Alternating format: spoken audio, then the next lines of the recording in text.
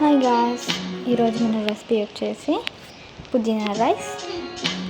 దీనికోసం పుదీనా తీసుకోవాలి, ఆ తర్వాత కొత్తిమీర కూడా తీసుకోవాలి. దీన్ని ఇప్పుడు మనం థిక్ పేస్ట్ కింద చేసుకోవాలి. మిక్సీలోకి గ్రీన్ చిల్లీ,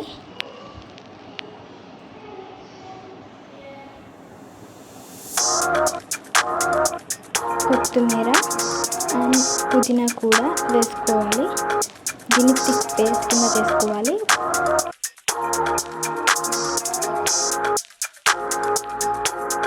ఆ తర్వాత జింజర్ గార్లిక్ పేస్ట్ కూడా మిక్సీలోకి వేసుకోవాలి. ఒక 1 స్పూన్ దాకా దీన్ని మంచిగా మిక్సీ చేసుకోవాలి. థిక్ పేస్ట్ కింద రావాలి.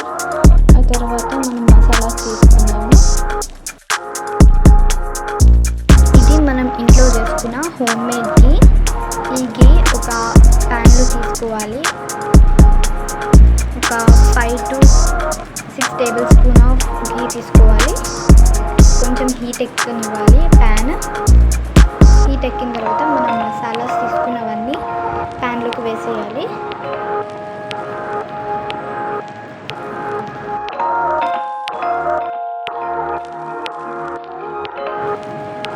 ఇప్పుడు మనం మిక్స్ చేసేసుకోవాలి బాగా. ఒక 2 to 3 మినిట్స్ అయిన తర్వాత కాజు కూడా వేసేసుకుందాం. మంచిగా మిక్స్ చేసేసుకోవాలి.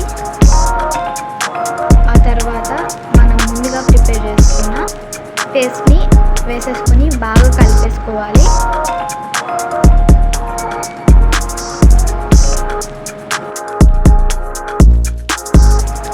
మిక్స్ చేసేసుకున్న తర్వాత మనం ఒక ప్లేట్ అయినా తీసుకొని దానిపైన పెట్టేయాలి.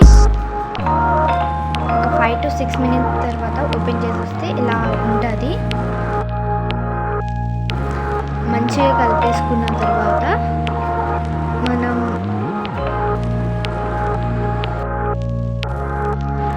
పసుపు యాడ్ చేసుకున్న తర్వాత ఒక 2 table spoon of salt add చేసుకుందాం. మేము ఇక్కడ పింక్ సాల్ట్ వాడతాము.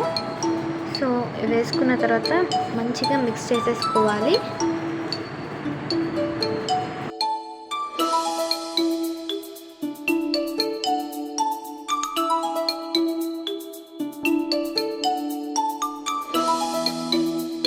క్యాప్ పెట్టేసుకుందాం దానిపైన మనం. ఆ తర్వాత ఒక 5 to 6 మినిట్స్ తర్వాత అయితే ఇలా అయిపోతుంది మొత్తం. అంటే మనకి ఇంకా దగ్గరకు వచ్చేసింది. ప్యాన్లో కూడా అసలు వాటర్ అనేది లేదు.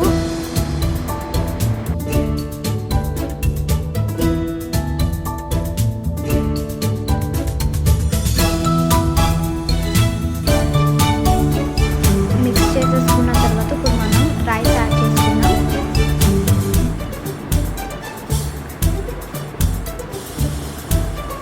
ఆ పేస్ట్కి సరిపోయినంత రైస్ యాడ్ చేసుకుందాం మనం.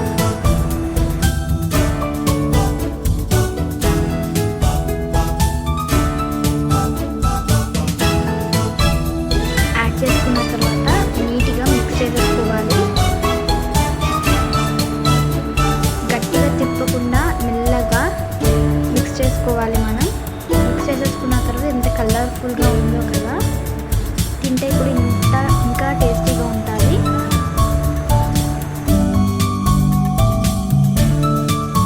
ఇప్పుడు మనం ప్లేట్లో సర్వ్ చేసుకుందాం.